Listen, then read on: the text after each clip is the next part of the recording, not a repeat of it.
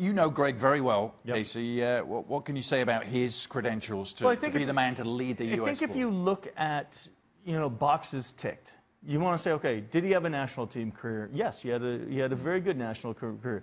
Did he have an MLS career? Yes, he finished his career in MLS. So did he have a long career in Europe, in multiple leagues, playing in Holland, playing in England, playing in Germany, kind of being able to do it? He has his UEFA A license in German from Europe. So there's a lot of things that are there. I mean, what is really difficult when you look at the dynamic between Europe and MLS? And I remember having conversations with Jurgen about it. Jurgen would say, look, I'm getting criticized for not calling in MLS players. But then when I call in an MLS player, the coach is immediately on the phone to me saying, hey, don't take my player because I need him for this game because we have a game in the international window. So let's say you're Argentinian or you're European and you come in and they're like, what are these phone calls? I thought I'm calling somebody in. You don't know. So to be able to have the European experience, to have the MLS experience, the U.S. national team experience, Greg ticks the majority of those boxes. There may be bigger names out there besides Greg Berhalter, and if it's going to be Greg Berhalter, the one thing that leaves me at least a little bit, I guess, tranquil about everything is he's a he's a coach that knows the player. Yeah. He can get the most out of the player in a system. He's proven to play a very attractive style in Columbus with really not a whole hell of a lot. Very limited resources. Yeah. We all know what this is. This is a cash grab. The Canadian League can't sustain itself. The Mexican League doesn't have enough for 2 tiers. And Major League Soccer wants to be the NFL and get to 30-something teams. They're going to have their roadblocks coming into this, the same way La Liga did, playing their games here. Now UEFA speaking up. Now CONCACAF speaking up. Now FIFA speaking up. I feel it will be a cup competition of sorts. Something to... Isn't that already there? We've already had that. Yes. Champions League, but exactly. But with just these 3 teams, or 3 leagues, I should say, it's a cash grab. It's all it is. It's all Enrique Bonilla wants. Because the travel from Seattle, Vancouver, or Toronto, or New York down to southern Mexico is super easy. Pipe dream, no chance. No chance. We're talking 8 years. 8 years down the road. Lot can change. No, he's looking after himself and his lot. That's all. Yeah. He couldn't care less about the Canadians or Americans. He's only interested. Oh, by the way, not only I'm sure there are interests on all sides that would like to benefit from this as well. Is it any different than Rangers and Celtic joining the Premier League at one stage, or the European Super League where that was supposed to come about? Look, in the end, it sounds fantastic because I think we would all love to see the likes of like Club America play against Atlanta. That kind of stuff, but. Maybe a cup competition rather than. Well, we saw that. We saw the CCL. Well, I know, but in the end, it's the travel. It's the where do you shoehorn these games in? What if in the end, it's what they're trying to do? And Steve, you know this league very well. Is the rebirth of the Superliga? That type of tournament between the three countries. Does he know it well? Oh, of course he does. And even that was a problem. And even that was a problem with what? 6 teams, try to fit the fixtures in. What are you going to do when you try to throw these 2 leagues together? Well, it sounds impossible. And they don't go on the same calendar year either. Exactly. So good luck. He wants to get them all NBA-style rings, sapphires and jewels and diamonds being talked about. We're not sure if it's going to be in the tricolour colours, but apparently it hasn't been that well received by some of his French teammates. Yeah, some people are somewhat conservative when it comes to this. Obviously, I don't think there's any mystery in the fact that Pogba is a fan of the U.S., a fan of U.S. sports, and he likes the idea of championship rings. Again, this is something people are going to say, oh, look, he's all bling. He's thinking about designing his stupid rings. You know what? If you're Hugo Lloris and Pogba gives you a ring and you don't like it, very simple. Just put it in a drawer and forget about it. It's not like he's gonna charge you for it. I think you might want to put it in a safe. I think. It's going to be from the sounds of things. But any problem with it? Put it in my drawer. No, I mean I think in theory. Look, I mean, any problem? Obviously, I spent a lot of time in Europe in my career, and as one of the few Americans, there's always some cultural differences. Yes. And I don't know. I'm sure there's an old school group in France that doesn't want to appropriate American traditions into how it was. I mean, and I think it was the same. I mean, for me to get, You know, even on the broadcast side, when the Sounders won the championship, I got a ring. It's different than the players' ring, but it's an American tradition that Pogba and I think Griezmann also is a part of that conversation in trying to bring an American tradition into a European culture. And of course, there's going to be some people who are going to embrace it, and some people are going to have some backlash. Stevie, you had plenty of winners' medals in your career. Would you rather had a ring, a nice bit of bling? I'd have both. Oh, okay. I'm absolutely with Gab on this. Listen, if Paul Pogba wants to go and spend his hard-earned money on buying me a big fancy diamond ring, then go knock yourself out. Talking of Gab and Steve, actually, first question addressed to the two of you. I want to know what Gab's favourite thing about Steve is and what Steve's favourite thing about Gab is. My two favourite pundits, says Jose Angel Solorzano, in brackets, Mrs. Nicol. Go on. What's your favourite thing about My favourite thing about Gab is he's an expert in making spaghetti. Ooh. There's a science to... Spaghetti's not just a case of throwing it in boiling water. I thought it was. At least wait 10 minutes and then pull it out. It actually has to be a certain texture. The water has to be a certain temperature. Yeah. Have you had personal experience of this Gab expertise in spaghetti? Gab was coming to my house for his dinner one night, and I actually said to him, would you like some spaghetti bolognese? And his answer was, only if the spaghetti's cooked properly. I was like, what does that mean? And Gab, was it cooked properly? I would change the menu. Oh, okay. Yeah, I didn't take a chance. Yeah, I did have a lovely shepherd's pie, courtesy of Mrs. Nicol, and I had a lovely, enjoyable evening hanging out with Stevie and his dogs. Mm. Not many have said that. So your favourite thing about Stevie as a pundit, Gab, was it that night, or do you have somewhere else you want to go?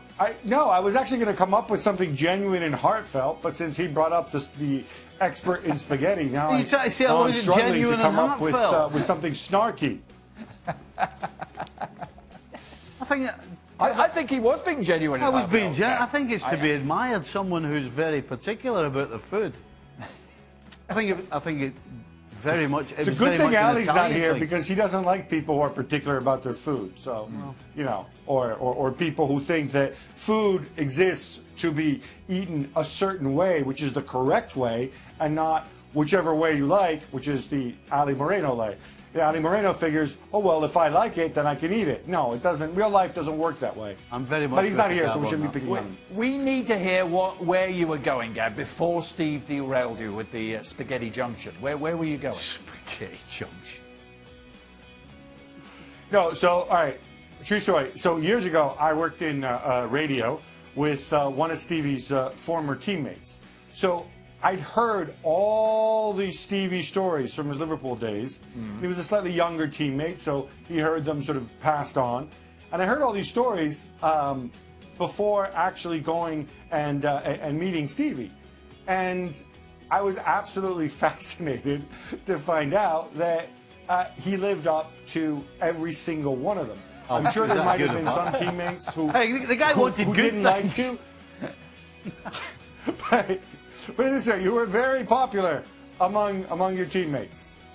And the other thing about Stevie, which is every year here in London we have the Football Writers Awards dinner, right? Where we give out an award to the player of the season in the Premier League. Now, it's a very prestigious award. Stevie actually won it in 1988, I want to say. Either side of him, John Barnes actually won it. And the funny thing is they've got the pictures of every single winner up there, right? So from the 1950s, where the guys have like the gelled hair, and many of these are action pictures, and everybody looks really cool. They're shooting on goal or they're heading. For some reason, Stevie's picture, it looks like somebody just fired a shot into his private parts, and he's just recovering from it, and he's got this frown on his face, and it's like that famous picture of Phil Jones where his whole face is kind of deformed. Right. And I thought that's absolutely brilliant, because I don't know if you got to choose your own photograph, Stevie, but no. I love it. No pretension whatsoever. I don't know what I've done to upset all these people, because you know the Panini sticker? Yeah. The Panini. The Panini sticker. The Panini sticker to me, and my tongue's hanging out. It's like that. I'm actually kicking the ball like that. I mean, are you having a laugh? Seriously, that's the only thing you can come up with. So you don't get to sign off on these photos for Not at all. No. You sign you right away. They can use whatever they want. Well, I guess it'll be noticed at the end of the day. If it gives somebody a laugh, then that's fine with me. So do you feel bad you were snarky to Gab there with the I wasn't told you I wasn't snarky to Gab. I believe you, but I very much admire that part of Gab. Yep. Stevie, next time I'm over, I will put some ingredients together, and I will cook you and Mrs. Nickel and the dogs a proper pasta meal based on the tradition that was passed on to me by my ancestors, and you could be the judge of that. You're very particular about your bolognese. I'll tell you what, it would be a privilege. Yeah. Okay, but one condition: you've got to wear the wife's apron. Not sure it would fit me, but yeah. You're very particular about your bolognese, Steve. I do know that about you. You like it the Scottish way. Let's move on. I want to get Casey into the conversation, but unfortunately, follow that case. I'm sorry. I've got to give you a sensible question. Casey doesn't really eat food. He catches it. Well, yeah, and we saw. I can do that too. He I catches can it. shoot it. I can catch Evidence. it. I can do it. Yeah. We saw photographic evidence of what's been hauled out of a lake in Seattle recently. The salmon have been running. Yeah. I've been trying to. Yeah, sure, they taste good. But, You didn't chase any of them, did he? No. John Norris, moving on to the next question. I'll start with you, Case. Can Real Madrid get Hazard in January? And if Real Madrid are truly Kylian Mbappe's boyhood dream, as he has said, why are other teams now in the Kylian conversation? And I point you to the Kylian conversation with the K's there that John came up with. Well, I mean, you think Hazard's been on the radar at Real Madrid for a while. They've been talking about that, for at least 6 months to a year, and it'll always be a question mark, particularly when also you're talking about Mbappe. You're talking about a couple transfers that are going to be very, very large. Yeah. So it depends on what are Real Madrid's finances. Depends on what Chelsea's plans are. Do they re-sign him to a huge deal, or is it just a chance to go to Real Madrid? We've heard that many times that you don't have those opportunities very often. And when a team like Real Madrid is truly interested, do you then just go to the club and say, look, I have to take this opportunity? Mbappe, same thing, but the question is, will Lopetegui even be there long enough to make one of these deals happen? There's a lot of factors that get involved, and whenever the name Real Madrid comes around, players' ears definitely perk up, and you think that if this is a chance to go play for Real Madrid, you have to consider that. And Gab, it seems like Real Madrid and Hazard have been linked forever. Go on.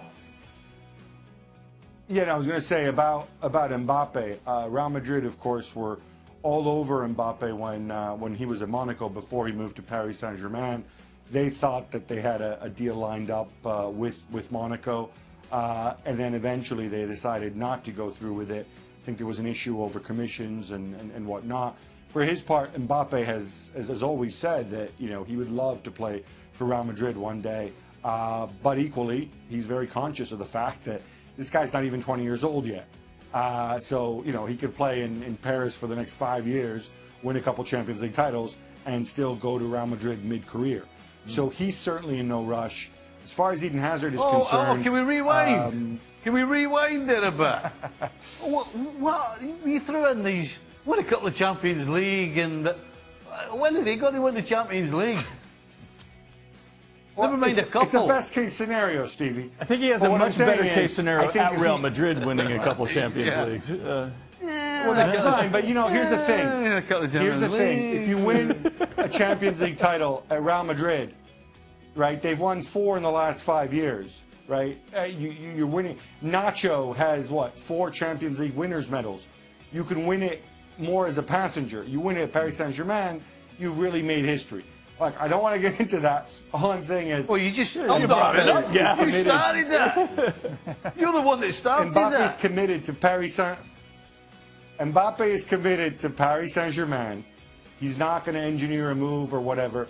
I think it's a pretty open secret he wants to play for Real Madrid one day, but obviously it's a huge, complicated deal to pull off right now. A couple years from now, if he's won things, if he's ready, if they can do a deal, then that can happen. I like that. Hazard, I like that tone. That's let's better. preface something as well too. Yeah, 99.99999% of players want to play for Real Madrid one day. Right. So let's get that straight right away. Yeah, that's fine. Just Kylian Mbappe is Kylian Mbappe, and there's only one Kylian Mbappe. As far as Hazard is concerned, obviously this only whole one Hazard contractual as well, situation, He's got a brother. it's pretty much out in the open. The difficulty for Real Madrid, Hazard has a ton of appeal for Real Madrid because obviously they're having issues scoring goals. He's not just a creator, he's a goal scorer too, but he's not a center forward. And Real Madrid do not have an unlimited budget. They can go and they can blow 100 million, 150 million on a player if they so choose, but probably just one player. And right now, given the way Benzema is, right now they're in a situation where their center forwards are Benzema and Mariano Diaz. And obviously that's a position that probably requires an upgrade more than Hazard's role. So it's a difficult one for them because if they commit to Hazard, unless they then manage to shift Bale or somebody, then they're not going to be able to get a center forward of equal stature or make a run at Mbappe or Icardi or somebody else. And that's kind of the tricky situation that they're in right now. Finally, on the Barcelona front, and it's specifically addressed to you, Stevie, do you expect better performances from Philip Coutinho? We're talking about Real Madrid. No, We moved to Barcelona. This is We the moved to Barcelona. Barcelona. Went from Bolognese to Real Madrid to Barcelona. Coutinho, is he doing enough in La Liga for you? No. Barca? No. No. Simple as that. You expect Simple a as lot that. more, yeah? Yeah, listen, obviously Messi is the man, but, you know, on the odd occasion when what he does isn't enough, then, you know, Suarez and Coutinho and players like that have to make the mark. Yeah. And This season so far, Coutinho hasn't done that. but I think Barcelona set a fantastic example when you had Suarez, Messi, and Neymar all getting along, all contributing together, that they were pretty unstoppable. So the thought that, okay, Neymar's going to leave, can you put Coutinho into that role and then automatically have this chemistry and be able to do fantastic things? It hasn't quite worked out that way. Right. Not yet. Not yet. All right. That'll do it. We're all off to Stevie's house for some spaghetti bolognese, apparently. No, only when Gab Only when Gab comes. Only when Gab, yeah. We'll see you next time on Plus.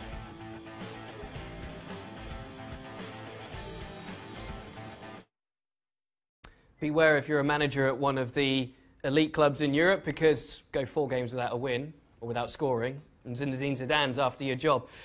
Bayern Munich, the latest to be linked. What do you think? Well, he has said, well, his team have said, Zidane, that he's not after anybody's job, but he wants a job. Read into that what you will. He's not out there, I'm sure he's not out there touting himself like some have and done, and it goes on, and we know that, and it's quite unscrupulous at times, but I don't think he's playing that game, but I think he's playing a waiting game. Bayern Munich under Kovac are struggling at the moment, although our colleague Ralph Honigstein was saying on the FC show last night he expects that to turn around. We know Mourinho is under the cosh at United. That doesn't look like it's going to end well for him. The big question is, has Zidane, if we take Bayern Munich, Ross, and Man United, right? Does Zidane have what is the easier of the 2 jobs? None of them are easy jobs. Bayern Munich is the easier of the 2 jobs. It'd be easier to get Bayern Munich up and running and back to the top of the Bundesliga than it would get Man United up and running and back to the top of the Premier League. I don't think that's up for debate, although some people out there will try and debate that because that's what people are like. So it depends whether, if he was offered any of these 2 jobs, and I don't know if he is, what one he has the appetite for. Because if he wants a United job, if and when it comes available, he's going to have to really hunker down for a tough one.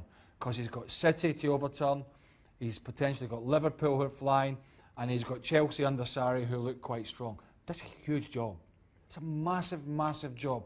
Bayern Munich is a big job, of course it is, But I think it's easier to get them back to the top of the Bundesliga and get them rolling than it is Man United. So I don't know if there's others out there. I don't know if we go back to Real Madrid if Lopetegui got the sack. I mean, stranger things have happened. I think it's unlikely. But it would depend. And that's the thing with these managers, they cherry pick. You know, they cherry pick what they think is going to be the best for them, not necessarily what's going to be the biggest and toughest job. The problem that he's got is that obviously he's made a rod for his own back, hasn't he? With that incredible 2.5 years, you take 3 Champions Leagues with you, you turn around a dressing room that effectively could only be healed by someone with his personality, with his stature.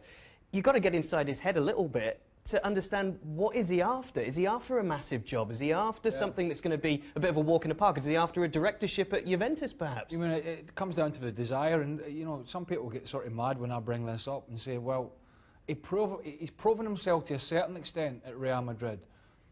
Of course he has, because he's won those Champions Leagues, which is great success. But really and truly, there are still, in my opinion, some questions out there about rebuilding football clubs. And I go back to 2 of the greatest managers that came to the British shores, Arsene Wenger and Sir Alex Ferguson. They rebuilt, whatever you think about Wenger in the end, he rebuilt that football club at Arsenal. Ferguson rebuilt over and over this football club at Man United. Real Madrid didn't need that. They needed egos massaging. They needed a bit of tactics. They needed an arm round them. They needed a bit of respect. He brought all that. That's fine. That's fine. But these clubs, and certainly Man United, don't have these players that need egos managed. They need good players, and they haven't got enough of them. So there is a question mark still whether he can go into. I mean, he could go into somewhere like Juventus and, you know, do something similar because they're already top of the Scudetto and they're going to be top for, you know, it looks like another year. But going into a club like Man United, who, let's be honest, need a bit of a rebuild because they're not going to win much, that's a real tough ask of a manager who's never done that before. He managed Benzema, he managed Bale to a certain extent, he managed Ronaldo and Kroos and Modric and Ramos and all these, and they're great players. Different job going to a club like United or possibly Bayern Munich. So that's why I think there's still some doubts whether he'll be interested in taking a club that's a long way away from winning a league, which is what Man United are at the moment. Yes, fascinating stuff. So for the meantime, motivation and incentive for Zidane, as he remains on the sideline, remain unclear. It will be fascinating to watch where he goes next. Raheem Sterling's achievements haven't gone unnoticed. It appears that Real Madrid could be circling as the Manchester City winger tries to agree new terms to keep him in England's northwest. Craig, are you surprised that Real Madrid are interested, first and foremost, and would you be very surprised if he chose to go? Well, I wouldn't be surprised if any player was keen on going to Real Madrid. I mean, Eden Hazard touched on that over the last 48 hours in discussing his contract situation at Chelsea.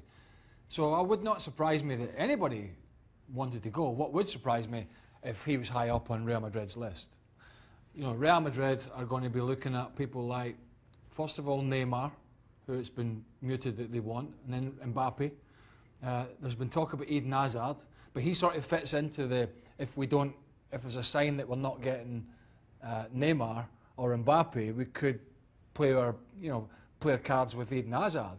Then you're dropping down again to the Raheem Sterling's, as good a player as he is. I mean, I like him, don't get me wrong, but I'd have all those guys before him and probably a few other guys. So I think this is posturing for contract negotiations, which he's going to be in. I think he's in at the moment, and he certainly will be soon.